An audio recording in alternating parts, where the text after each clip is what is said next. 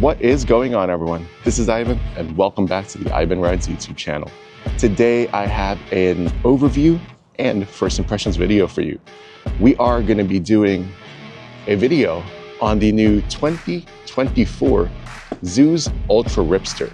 So, if you're curious to see what an owner of a 750 and someone that's quite familiar with the 1100 and the Ultra Flex thinks of the new Ultra Ripster, sit back, relax, enjoy the ride. It's good to have you on board today.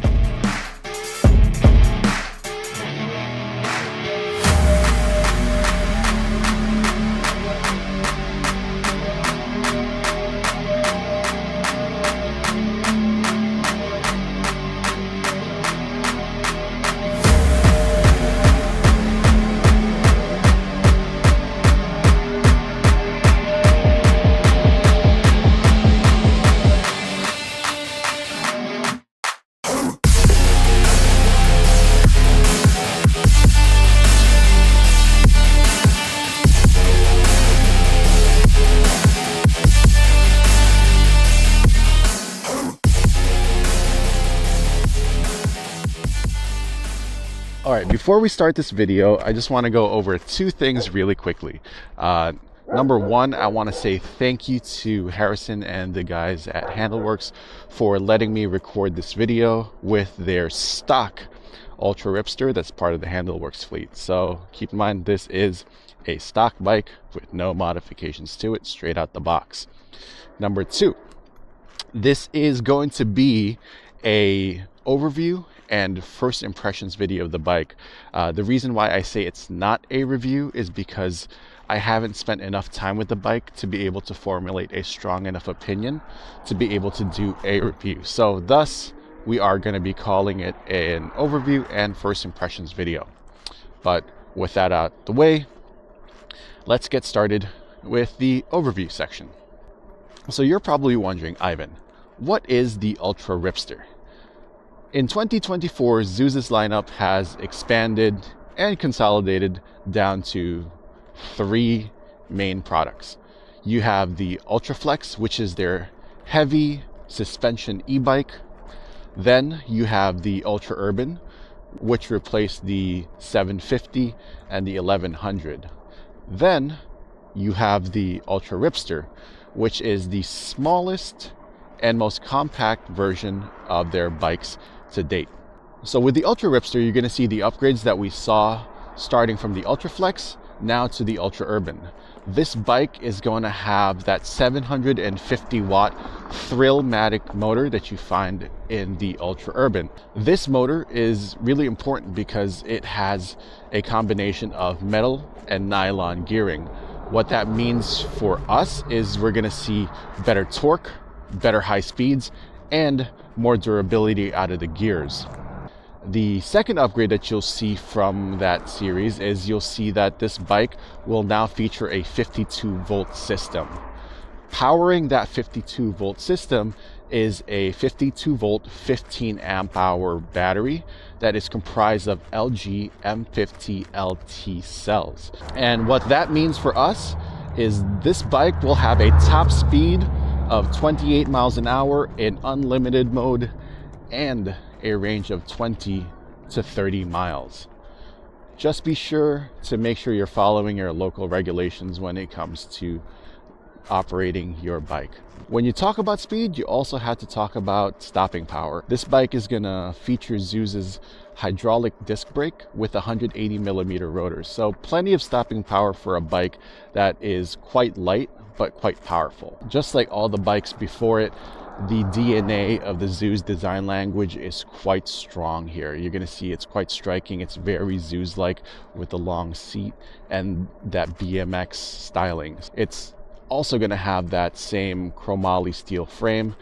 The frame will give it a weight of 60 pounds with a weight capacity of 350 pounds. Since we've spoken about the similarities, let's talk about the elephant in the room. What makes this bike different from the other ones? The compact nature of this bike and the shorter seat height of 28.5 inches is primarily due to the smaller tires. We are going from the 24-inch diameter tires with a width of 2.5 inches to a 20-inch diameter tire with a width of 3.2 inches. That gives it a much lower ride height, so it makes it much more comfortable for riders that are a bit shorter, but also it gives it that whole BMX feel. Now that we've finished the specs and the overview of the bike, let's go into the impressions of the ride and the performance. Pedal Assist 1 has been topping out at 8 miles an hour because that's what we've been on this whole time.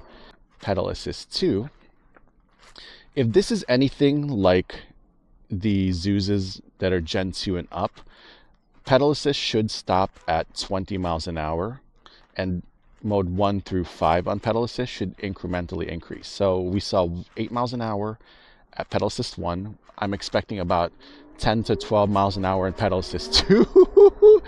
Oh, that torque. Okay, so Pedal Assist 2 is stopping at 10 miles an hour. The great thing about Pedal Assist 1 and 2 is I can still feel a tension on the pedals as I'm pedaling. I'm going to assume going forward we're going to see less of that, more ghost pedaling. Mode 3. 3, 2, 1. Oh, you can definitely feel that the Thrillmatic motor is definitely torqueier. This feels really nice, y'all. Okay. Oh, first bump of the day here. Ah, not bad. So, Pedal Assist 3.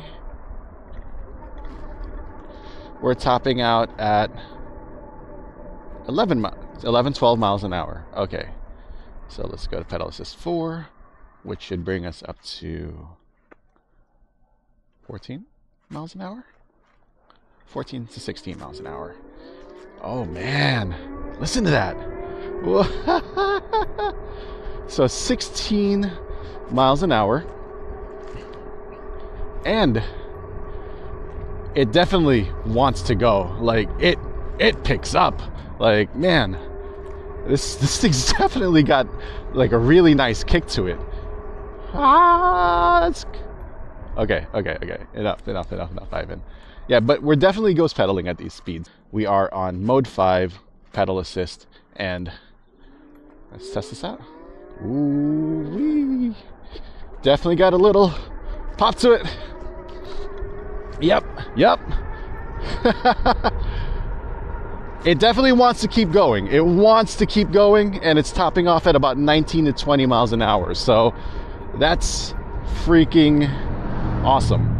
Now, 19 to 20 miles an hour doesn't sound like a lot, but if you're staying on the bike lanes, 19 to 20 miles an hour will be plenty. So like here, this is class 2 e-bike, so they're staying within that whole class 2 e-bike for the pedal assist, which is again plenty. Like when I had the 750, this was where I was cruising before I upgraded the controller, and honestly it was perfect for the bike lanes, and you don't have to worry about whether or not you're going too fast on the bike lanes because it kind of tops out there. The one thing to note here is though, I'm just gonna say it feels a little weird that the crank arms are so short. It's not a bad thing. It just feels like I'm taking these very, very small little circles. But if you make them longer because of the shorter or the smaller radius on the tires, it feels like you're gonna pedal strike quite a bit. So Let's get out of this road. Whoop, pop. Oh, yeah, ow. Whew. That feels like New York. That definitely feels like New York. We're just gonna pin it and wow. The low end torque is, it's got some pop to it, y'all. 27, 28 miles an hour. We unexpectedly just needed to throttle because we ended up on this high-speed road because I don't know where I'm going. So, yeah. And, wow, that brake is beefy, like super beefy. Are these different from the 750s? Wow, that felt super torquey. Hold up. From a dead stop, and we're just gonna pin it. Wow. Yeah, that feels super zippy. And that's an easy 28 miles an hour right there. Wow, look at like right there. It's got that like punch like the 750. Wow. And plenty of power. 28 is, it's plenty. Even on a high-speed road like this, I feel pretty comfortable being here. I wish there was more of a bike lane because the roads in California are pretty fast. And the bike feels, even at speed, it feels very stable and very nimble. At low speeds, the smaller tires make it feel much more BMX-y, but at speed, again, it feels a bit closer to that e-BMX that the 750 and the 1100s are known for. And again, it leans a little bit more that way towards the 750. So if I were kind of trying to place this bike, it would be like, I think the 750, from what I remember, was the torquiest, and then you have the Ultra Ripster, then you have the Ultra Urban, then you have the 1100, and then the 1200. So from torquiest to least torquiest, that's where I would place this in terms of speed and torque and feel. And one of the things that I kind of want to show you guys here, see that? It's like, it wants to pick up, but you just got to be really careful with it. So low end torque is really nice on this bike. Like, you see that? Man, that's, listen to that motor. Whoop. So just be careful when riding the Ultra Ripster, because it does want to wheelie. And I'm only at 4 out of the 5 bars, so it's still got this kind of torque. Really nice.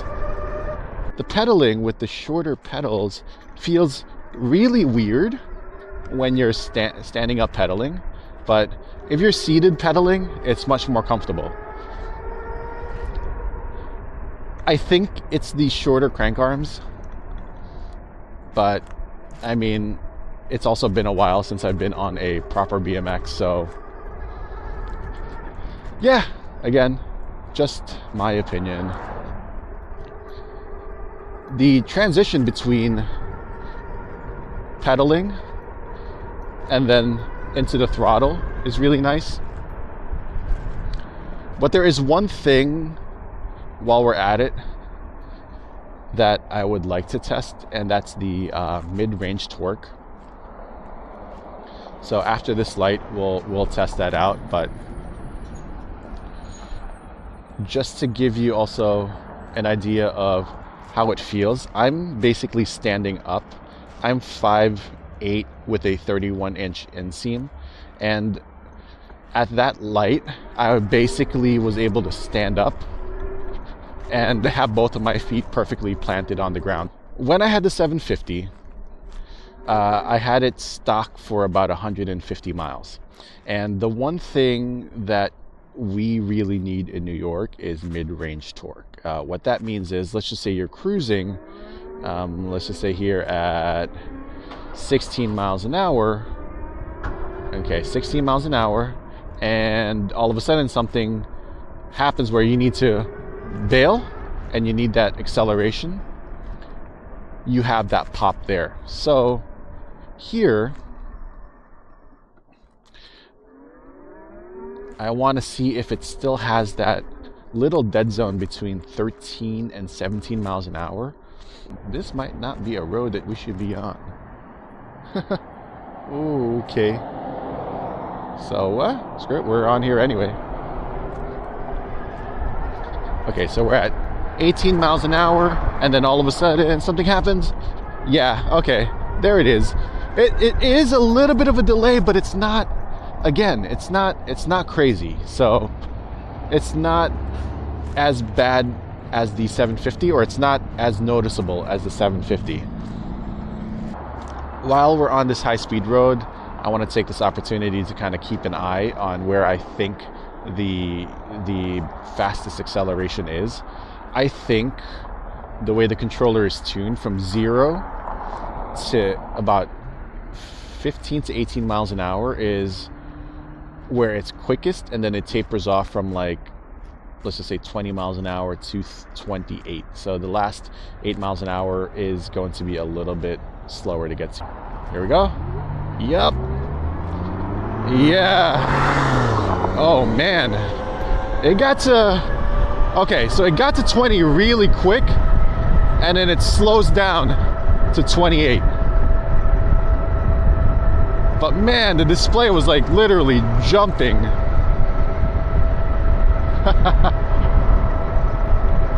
Woo-wee.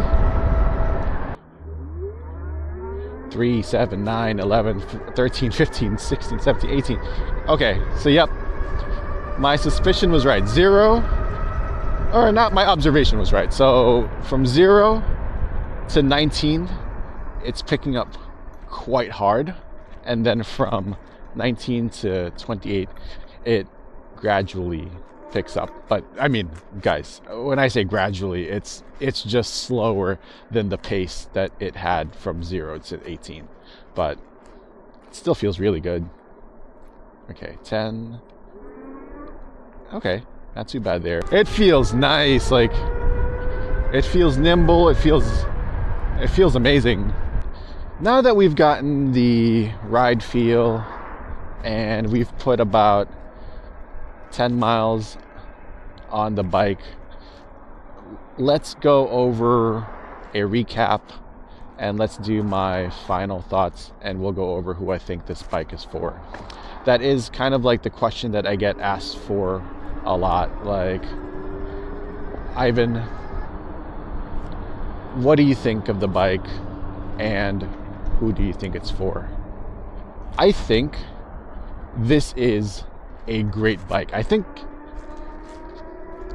this might be, this might offend some of my Zooz brethren, so I'm sorry if it does, but I think I like this a little bit more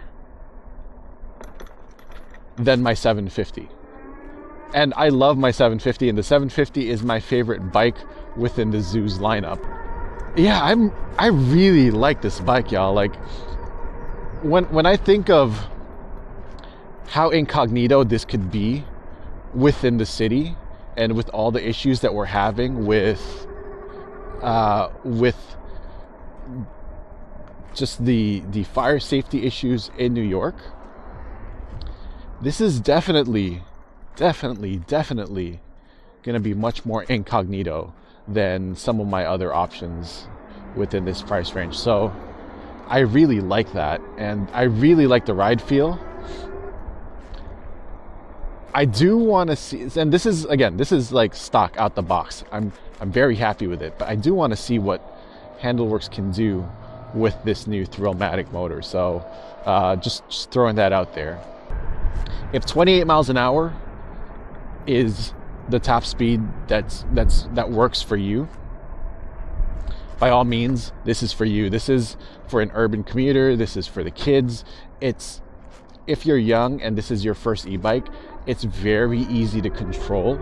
And for those of you that are not like that don't consider yourself like enthusiasts, like me and some of my hardcore friends in this industry, this is plenty tame for like a daily commuter, and it's very comfortable. Again, I'm not sure how this would feel in terms of New York City, and I'm just trying to kind of simulate like potholes here. It feels very comfortable. So just to kind of summarize my thoughts here, if you're looking for a bike that is a true class 2, class 3 bike that's not going to set off any alarms, that gives you the feel of riding a bicycle but the power of an e-bike, this is the perfect bike for you. And again, it's not that it's not going to turn any heads, because it will turn heads for people that like bikes. But for those people that are kind of like, I hate the e-bikes and I hate all of that stuff, this is the perfect way to kind of go under the radar. So yeah, those are my final thoughts on the bike, and that's who I think it's for. Now, if you liked this video, please consider giving it a thumbs up, as it really helps out the channel. Leave a comment down below if you have any questions about the bike, or if you just want to say hi. If you want to support the channel at no additional cost to you, there is going to be an icon here on the bottom right with my logo on it. If you click on that, it'll automatically subscribe to the channel. But be sure to turn on that bell notification so that I can notify you anytime a video comes out, because I do videos every single Friday at 8 a.m. Eastern Standard Time. With that said, thank you everybody. I hope you enjoyed this first impressions and overview of the Zooz Ultra Ripster. I really appreciate each and every one of you for coming along, and I will catch you on the next ride.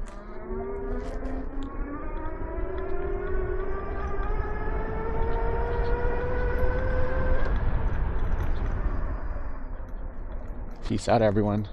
Bye.